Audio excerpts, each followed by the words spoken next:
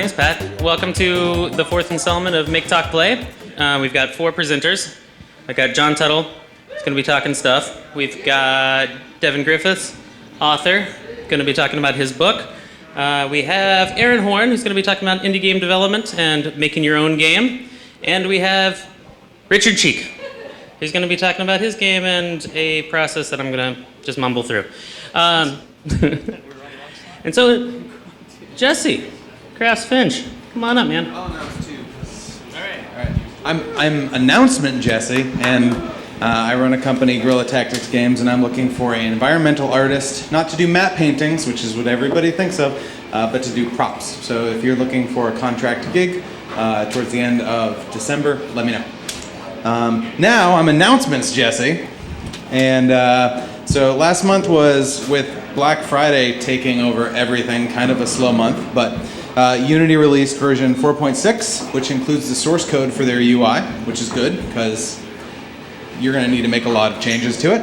And then Epic felt left behind, and they're like, oh, you're at 4.6, well fine, we're going to release a 4.6 update to our engine too. So there's a lot of engine updates this month, and if you're using those, that's great. This is tangential, but sort of on the free information is good side of things. Wikipedia is doing its yearly funding drive, and if you like free information available to everybody, it's great to go over and donate a little bit. Steam just released the beta for Steam Broadcasting, and then got a call from Twitch and was like, Gabe Newell, why are you fronting? And Activision has been filing copyright claims against YouTubers like crazy for putting up YouTube videos of glitches in Call of Duty because how dare they? And Game of the Year awards happened. I didn't watch them, so I don't know who won, but I think it was Dragon Age Inquisition. But if that kind of thing is for you, go check it out.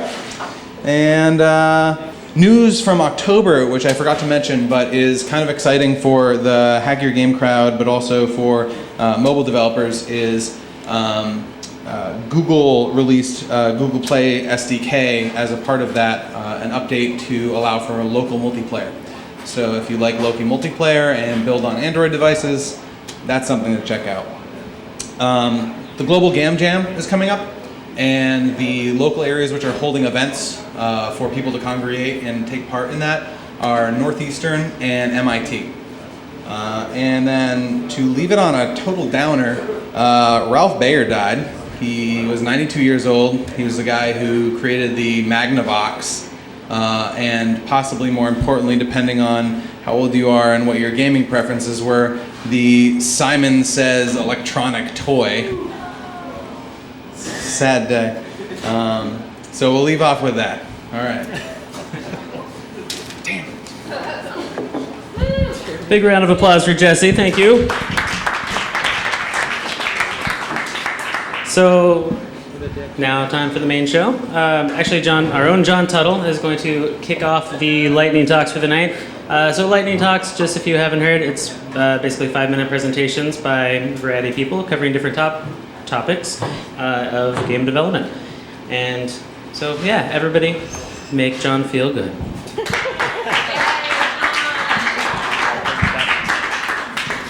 All right, so I think mine's actually going to be 6 minutes. My apologies, but That's not lightning. I know. Here we go. Ready? It'll be worth it. All right. So I'm going to give a very brief overview of procedural content generation, which is a huge topic. So a very brief and overly simplified intro. So here we go. So what is PCG? It's basically just when you're using code to generate the content for your games instead of having an artist sit there and manually tweak everything. And there's certainly a fine balance. You can do a little bit of both. But the idea is you're using a little bit of randomness in your content generation to generate a huge number of possibilities from a very small set of parameters. And I'll go through a few examples of that later.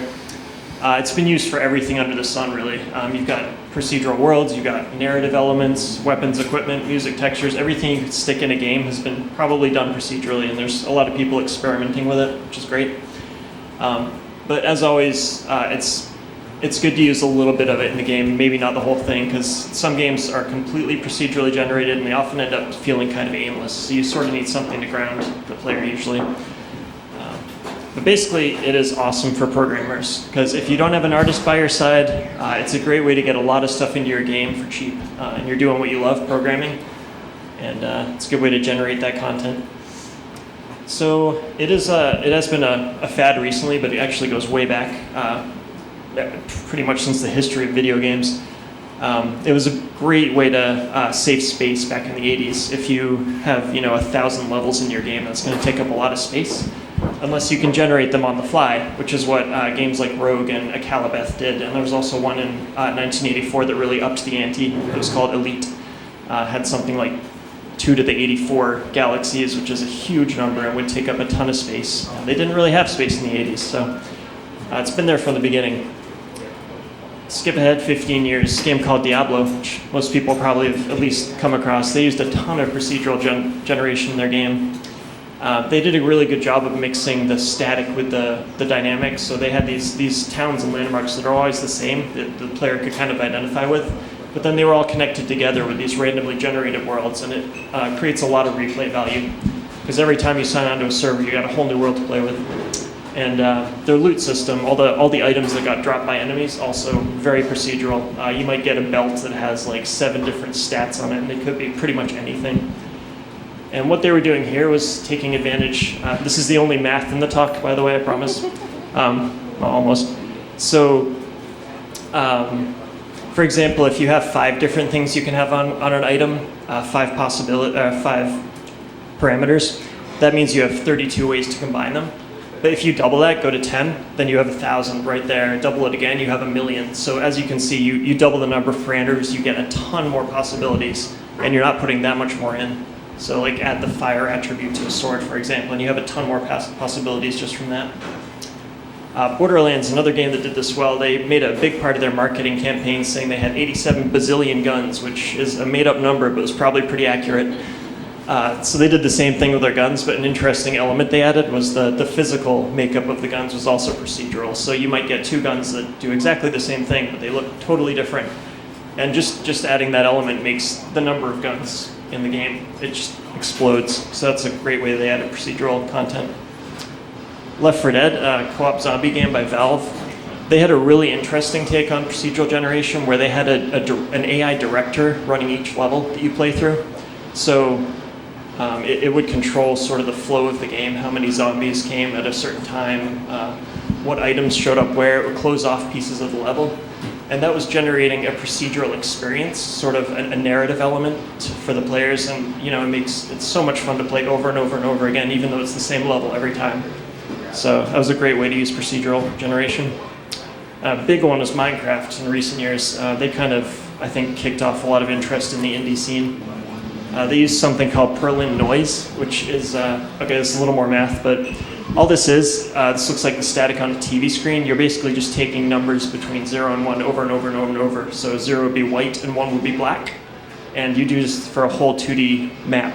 And it turns out if you apply some nice math functions to that, you can get a much smoother picture. So if you add a dimension from that, you've got a 3D map. And if you add some nice colors and nice lighting and nice everything, a lot more math, this is a drastic oversimplification, but you have a nice Minecraft world. So they did a great job just sort of using procedural generation to create this large, not infinite, but infinite number of worlds that you could play around in. A few other little indie games that took a different method. They used template-based procedural generation. So Binding of Isaac, they basically had 1,000 rooms that were laid out by hand. And then they had a program just sort of sticking them together and creating unique dungeons from this set of templates that you could use. Spelunky did a similar thing. They had a 4x4 grid of rooms. They traced a path from the start to the finish, and then they laid out templates in the level to generate a random level each time. So every time you play, you get a new experience. They did a great job implementing procedural generation to make a replayable experience. And I just wanted to end on telling everybody to check out No Man's Sky if you haven't yet. It is going to be the granddaddy of procedural generation. They've got millions of worlds. It's a beautiful game. Everything in the game is procedural. So all the spaceships, all the trees, all the animals. You visit a planet, it's going to be a whole new world completely generated on the fly. And I'm really excited for that. It's going to be a great example of the power of the universes you can create with procedural generation. So keep an eye out for that. And that is it for me. 6 minutes, even. Man. Thanks, everybody. Thanks, John. Very, very, very cool. Yeah, good job.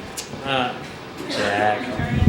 So next up, we've got Devin Griffiths, who's going to be talking about his book, Virtual Ascendance, Video Games and the Remaking of Reality, which covers a wide variety of video games, and he's going to sell you on the book, which is awesome. So give it up for Devin Griffiths. Thank you. So, as Pat mentioned, I am an author. I did write a book about video games. You might wonder why. I can get to that later. Basically, it's an excuse to make up for all the hours I spent gaming. It's market research, basically. So, there we go. So I call this talk Video Games as a Force for Change. I also call it, for people who are frightened of games, it's the end of the world as you know it. So, what do I mean when I say the remaking of reality? Essentially this. The advent of video games and the technology behind them has changed on a very basic level the way that we experience reality. Business, entertainment, medicine, education, health, love, and war have all been impacted or influenced in some way by games or game technology. So, a little bit of a history. The late Ralph Baer invented the first true video game in 1966. It was 8 different games, but the most famous one was a ping pong game that Nolan Bushnell later turned into Pong. And Magnavox released that game in 1972, and it was really, really primitive by today's standards, but it represented a very, very basic shift in the way that we consume entertainment. Screen-based entertainment went from being completely passive to something that could be actively consumed. Very, very, very major shift. And it was something that nobody really knew how big it was going to be. Again, very, very primitive. Games today, on a lot of levels, are so far advanced as to resemble nothing so much as magic. If you look at games today compared to Pong, what you're looking at is essentially the difference between a pocket calculator and an iPad. But it's not just in the technological achievements. Games today now feature often branching storylines, complex morality engines, cultural influences from literature, art, mythology, cultural or current events, and they're starting to infringe on Hollywood's territory. So they are starting to employ actors, writers, producers, directors, lighting specialists, mocap specialists. You have actors like Ellen Page in The Last of Us being used not only for her voice, but for her likeness and her performance. And it's also done something to the music industry. It's revitalized symphony orchestras, because games are now employing, or game studios are employing, composers and full symphony orchestras to write, record, and perform live video game music. They're drawing younger audiences into concerts, and they're drawing younger players. So symphony orchestras, which were dying, are now being revitalized because of game music. For me, though, the most fascinating aspect of this is Games for Health. And Games for Health is a really, really wide-ranging subject. I could have written an entire book just on this. But essentially, it breaks down into 3, maybe 4 areas. You've got active video games and extra games like Dance Dance Revolution, Wii Fit, Wii Sports, EA Sports Active, Kinect Sports, that address physical fitness issues, and that can also be used for things like injury and stroke rehabilitation, and even treating Parkinson's disease. Then you've got what I call the disease awareness games, games for treating things like, or battling things like pediatric cancer, cystic fibrosis, games like that really work on education and empowerment and giving patients the idea that, this is what their treatments are doing and this is how they can beat the disease. And then there are games that can address mental health issues like depression and post-traumatic stress disorder.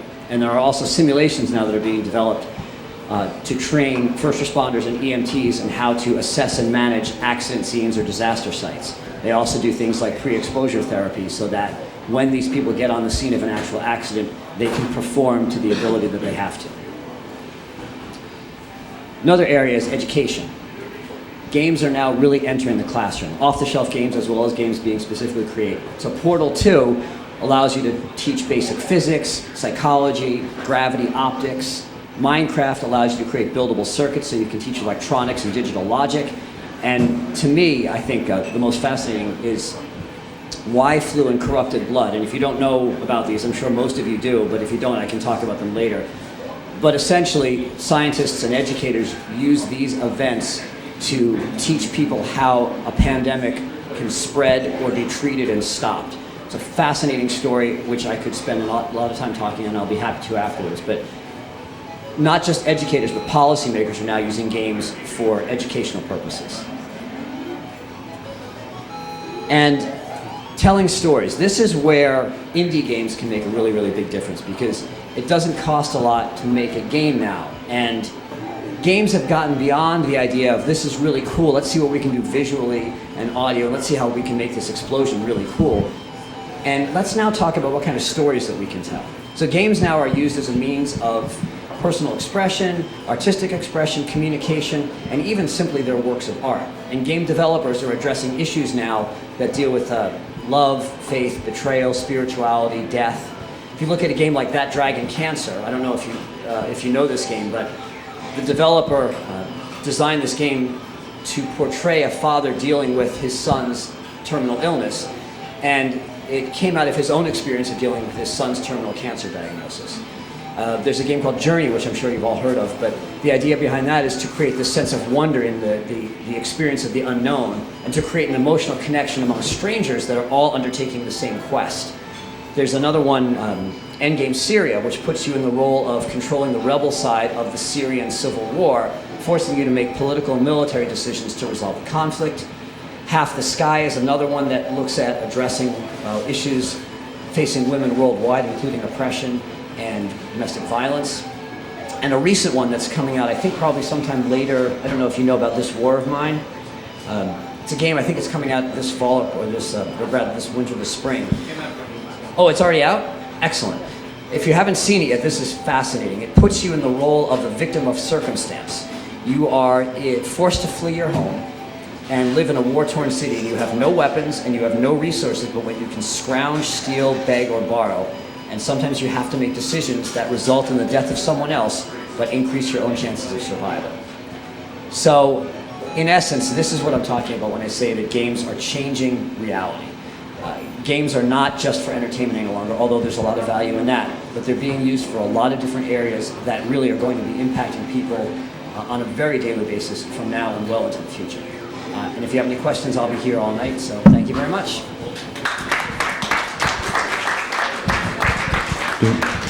Thank you, Devin. I just want to also point out really fast that we will be doing a question Q&A afterwards, after all 4 presentations are done. We have 2 more now. Actually, one more big round of applause for Devin, please. It's really cool to see insight into the gaming world from a non-gaming standpoint. Most of us are in it, and we really, yeah. It's cool to see that. I can't talk. I went out late last night. Shush. So, without taking my time, or anybody else's time, Aaron Horn will be coming up next. I suck at this. Aaron Horn, please come up. Aaron Horn will be talking about indie game development and what you can do to make your indie game work.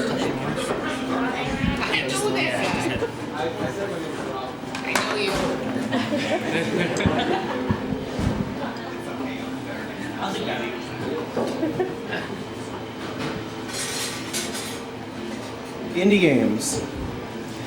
Indie is a blanket term used to describe a wide variety of development studios. It basically just means independent. Independent from a publisher, independent from investors, independent from whatever. People use all sorts of definitions. It means different things to different people. To me, an independent game is a small studio that very likely has no office, and 1 to 10 people that come together to create a game and share in the majority of the profits. I'm currently working on a game called Dryker. At its core, there's just 3 of us, but we have a small group of contractors helping us generate the massive amount of content the game's going to require. I've been doing this for the past year, but before that, I spent 13 years working on various games for other people. This evening I'm going to share with you 5 key elements that I believe are essential to the successful creation of an independent game. First, stability. You need stability in your life to start this venture. You have to have a strong foundation. The easiest way to get this is to have a lot of money.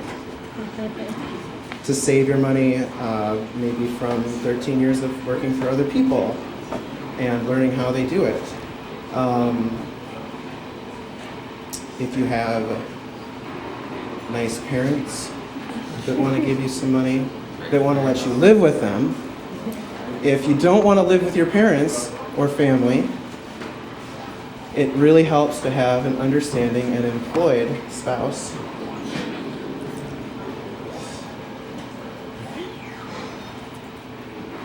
Next, you want to find the right people to work with.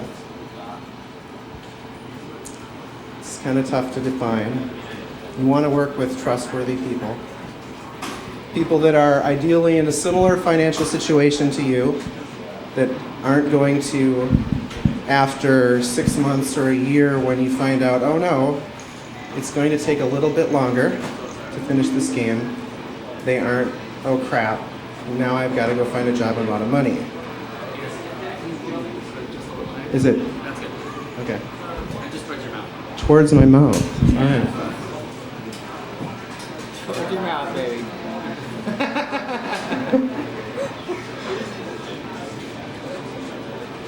It goes without saying these people need to be talented. That will be up to your own assessment to make sure that you're working with people that can do the work and are willing and able to do the work and not give up and go do something else in the middle of the game. Next, be prepared.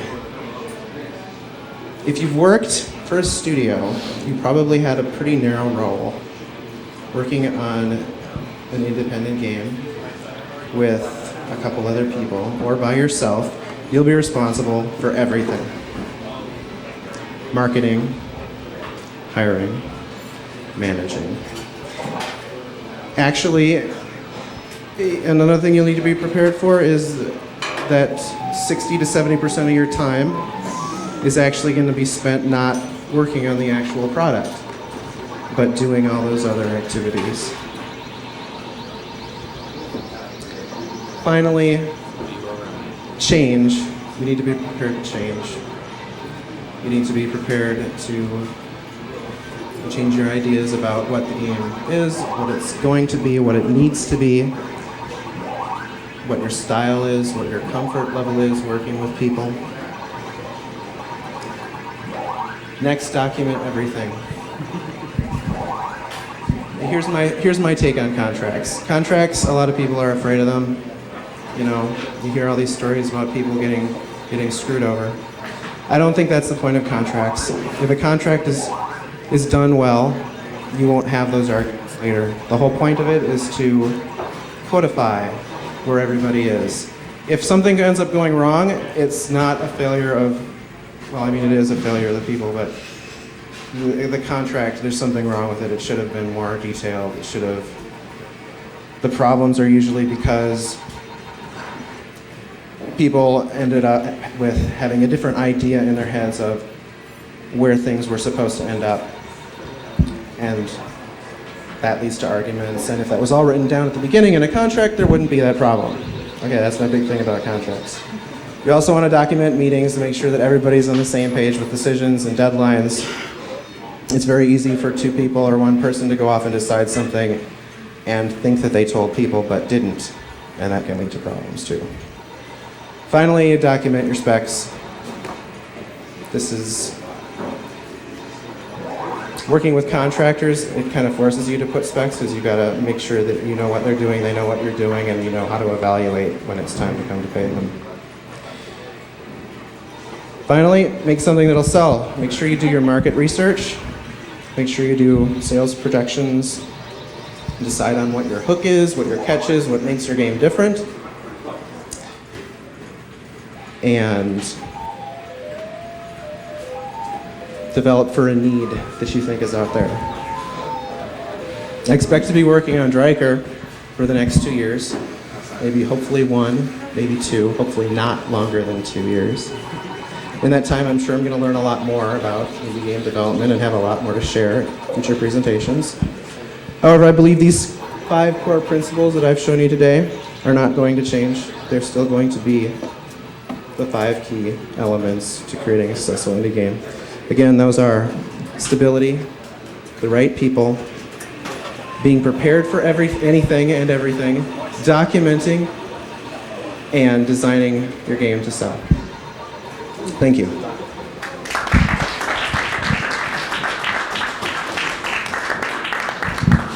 Your game looks really, really, really cool. Do you have is there anything you can show afterwards? Or did you bring anything with you? I've got a ton of stuff I could show, but Then, okay, all right, we'll keep it a secret. Thank you, Aaron. Another round of applause, please. All right. Next up, we have Richard Cheek, who is a 3D animator. He's worked for games, worked on Call of Duty, worked on a bunch of other stuff. He is. Oh, sorry.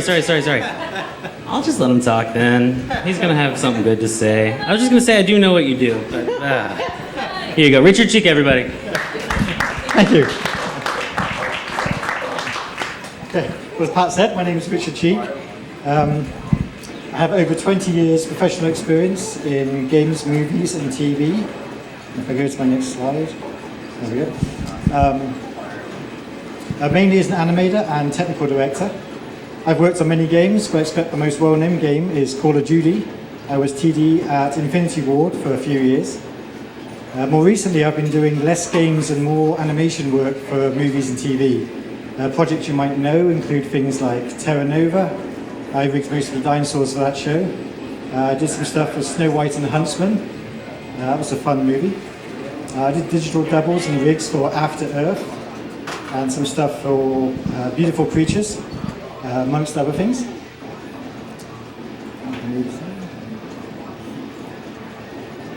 So I'm presently working. So I presently work at a company called Doodle Pictures. We are a small animation studio in Connecticut. You can see behind me, our main client is Lego. We do some of their TV commercials, their animated shorts, that sort of thing. We don't do a lot in games, but we have done a few 2D games for people like Scholastic. So because I'm not working at a AAA studio at the moment, I've been working on my own game in my spare time.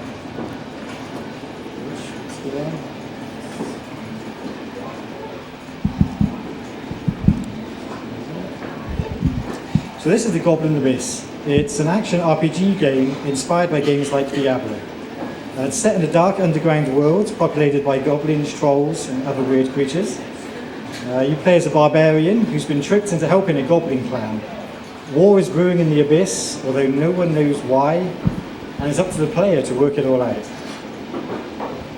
I'm using the Unity game engine, and it's aimed for mobile devices, so all controls are touch. Just tap the screen to move or interact with an object or kill something. There's also a swiping menu which allows you to pull off more powerful controls, which is customizable as you level up. I've been working on this for about a year and a half, and I still have a lot to do. I've done everything myself: art, animation, coding, except for one small rock set I bought online because I was bored of making rocks. Because it's for mobile, everything has been heavily optimized to reduce draw calls and memory usage. All the game's levels only have 2 Atlas 2K textures and 1K light map, so the entire environment is drawn in 2 draw calls. So I wanted to show you something a little more than just this game. I only have 5 minutes, so I thought I'd give you a brief overview of how I paint light maps in Goblin Abyss. Let's go. So here's a small section of a level showing the light map as Unity generates it. There's shadows and light, but areas like the floor are mostly wasted space. There could be a lot more detail added. So if you go to the Unity Wiki webpage, there's a script to allow you to export OBJs from the Unity editor. You'll need to change the light map UV, so it exports light map UVs and not the texture ones.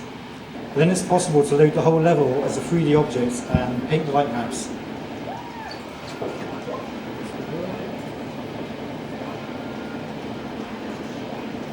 Full screen. Okay, so once you have a OBJ file, you can load it into any 3D painting program, and then load the light map from Unity as a texture. This is Mudbox, because you could use any 3D program that supports EXR format. For my levels, I wanted to fade the rocks to black at the top and the bottom. So with Mudbox, I can simply create a new layer and just paint it. I originally tried to do this in Unity with masks and some extra objects, and I just couldn't get the look I wanted.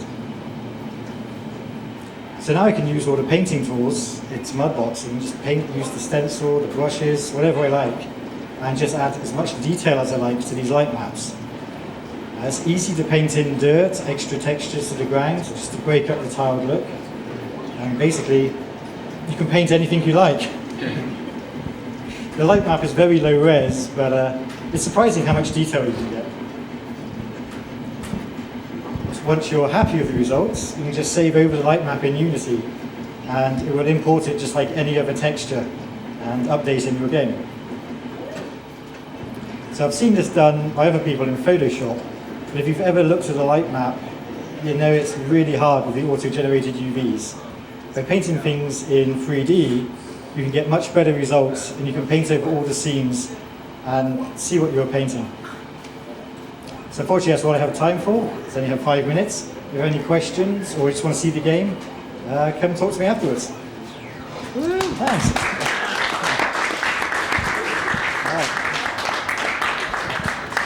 That might have been less than 5 minutes. That was fantastic.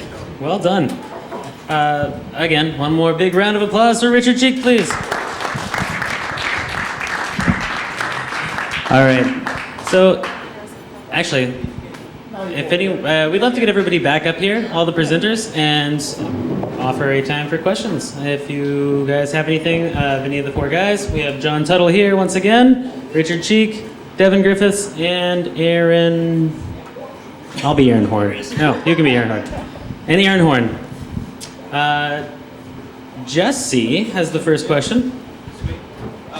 Richard, was the program you're using to edit the light maps a 3D editing program? It was. I didn't rotate much. I was actually using Mudbox, but anything that can load and save in EXR format, I believe even Blender can do it. And Substance Painter is a really good one. Okay. It's on Steam. Thank you. Very cool. Anybody else? Yes. Devin, I think, I'm assuming you know about or attend or present even at the Games for Change Festival at Tribeca. That is my plan, is to get down there. I've been in touch with them for the one coming up in April, so I would like to do, if not a full presentation, at least a poster session down there. I'll look for you there. It's a very cool spot. It is, yeah.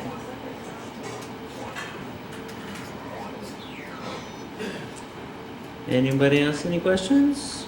You guys have any questions for each other? PCG. It is awesome. Did I not convince you? Yes. Yeah, quick question. So we actually both work in education. We work with students who are, some of them show interest in computer programming and getting into this. I'm just curious about, for any of you, what early experiences did you have in programming that got you into this field? And then what you might recommend for elementary students today who what might pique their interest in programming? So I started learning in college actually, but I did start learning through games, and I think that's a great way to do it because it's really a good way to sort of, once you get the basic tools down, it's a great way to get your ideas, just make them come to life, and you can really see the effect your programming can have really right away instead of writing something like, I don't know, a little survey tool or something. It's just not nearly as exciting as having a space shooter or something cool like that. So I'm looking to maybe Unity or Flash. Well, Flash is kind of dead these days, but Unity's a great way to sort of get them up and running quick and have them have something they can show right away. I think it's a really valuable tool for when you're just starting out.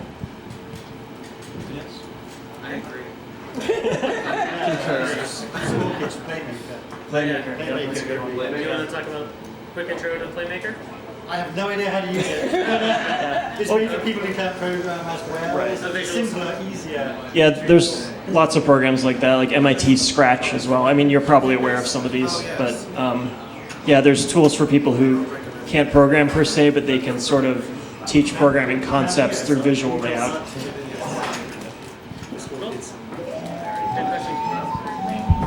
Anyone else? Yeah, Elliot.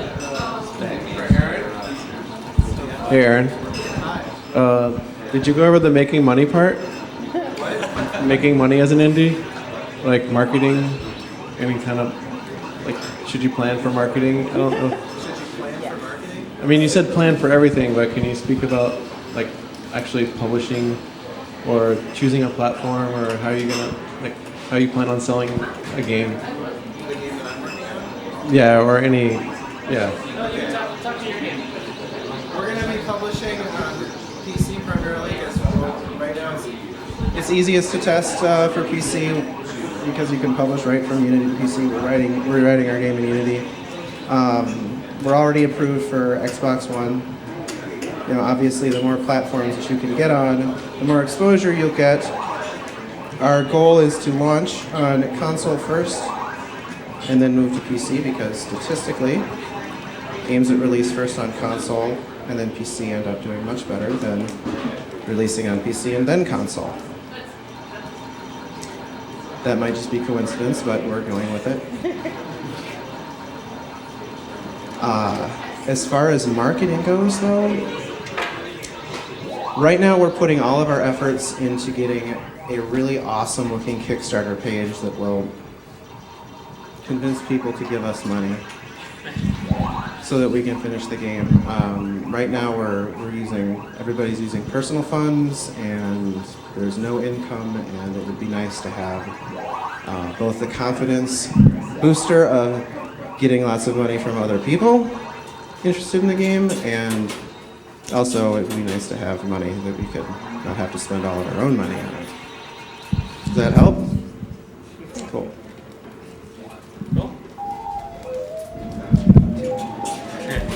Me again.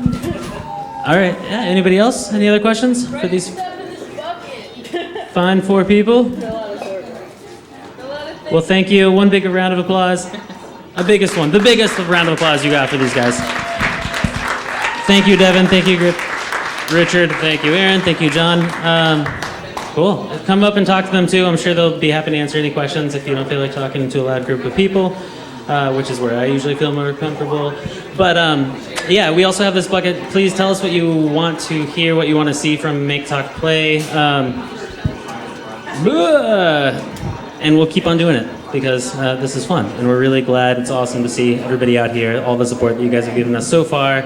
And again, thank you. These guys have all just like volunteered their time to come up here today. So please, thank you. One more big round of applause. You guys are awesome. Thank you, guys.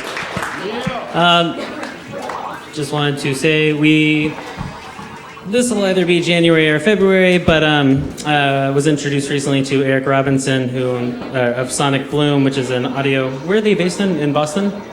In Boston. Basically, they've been working on a tool for Unity using audio in a different way. It's an audio tool for making cool games with audio, like a spectral analog. I can't talk about this, but hopefully they'll be here. If you're an audio person, or if you know audio people, it's going to be a really, really good one. Or if you like audio games, it's going to be a really, really good one. And it's going to be good anyway, because it's good. And yeah. So thank you, everybody. I think that's... What's that? Thank you, guys. I'll stop rambling. John, do you want to talk about the community and how you can join and be a part of this?